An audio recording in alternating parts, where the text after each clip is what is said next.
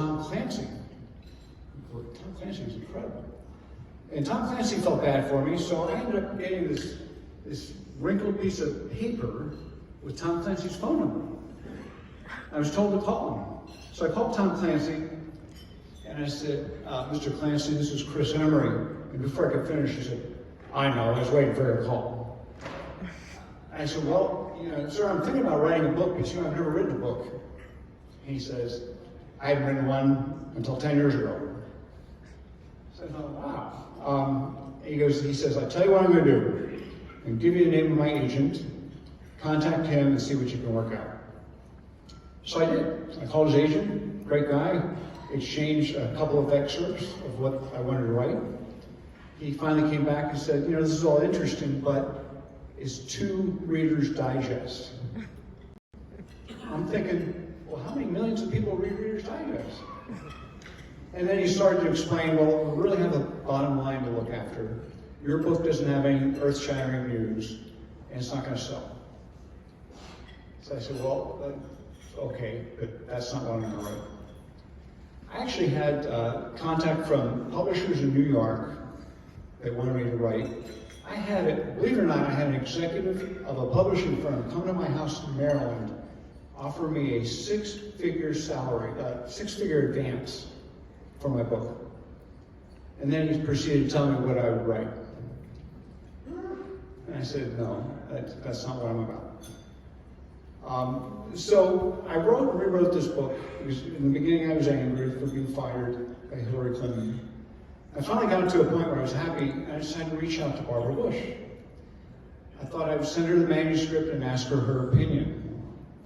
Well, not only did she read it, she wrote my foreword. And when you read this foreword, it's absolutely typical Barbara Bush. I mean, she's just such an amazing, amazing woman. So the book came out in October 2017. I did the normal TV circuit. I was on Fox News or Channel 5 in DC. I got 8 minutes with Anderson Cooper, which was great. He talked about the book endlessly. This is a slide I stick in that when I have time, I can tell you these stories. We do not have the time, but these are all in the book, okay? And maybe later tonight I can share some of these with you. So, by the way, the book came out in 2017. I had a second edition come out in 2020, and the one that's out there on the table for you all is the most recent. But guys, I was so incredibly honored to have the opportunity to get the job at the White House. And actually, it's a great story, is how I ended up at the White House. People always assumed I knew somebody or had some sort of connection, and you'll read in the book that absolutely not true. It's just amazing luck that I ended up there. But having the opportunity to work for President Reagan, the most amazing man in the world, and as well as Bush, and then just 14 months with the Clintons, but also having met Nixon, Ford, Carter, and Bush. I met Biden, but he wasn't president, so I don't count him. So these are just some of the people I met at the White House. And I have to tell you, when you come into the White House as a celebrity, you're very overwhelmed and you're very uneasy. So I'd have a lot of fun talking to these folks because I'd never go up to Julia Roberts and say, oh, I love your movie. I'd just go up to her and say, do you know what happened in this room? And tell them history about the White House. And all of a sudden, it's like they're very relaxed.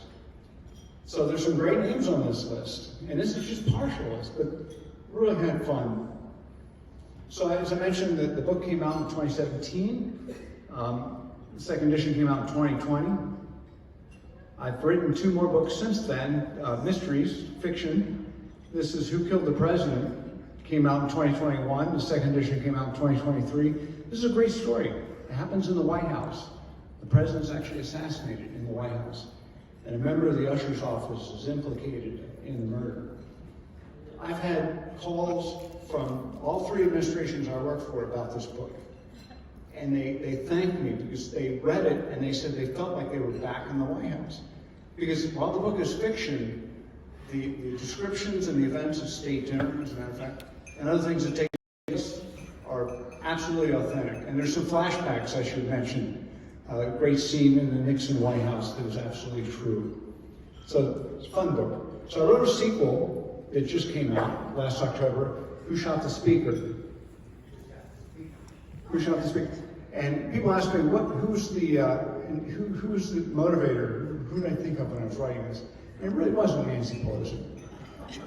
But, and as a matter of fact, the book originally was Who Killed the Speaker? And as I wrote it, I liked the character so much, I decided, and it's a female, I said, let's have her live, so it's Who Shot the Speaker? So I went through that pretty quickly, but part of the most fun I have are questions from the audience. So I'll answer anything within reason. Yes? How did she fire me? Why? Well, the initial explanation was that she was uncomfortable with me.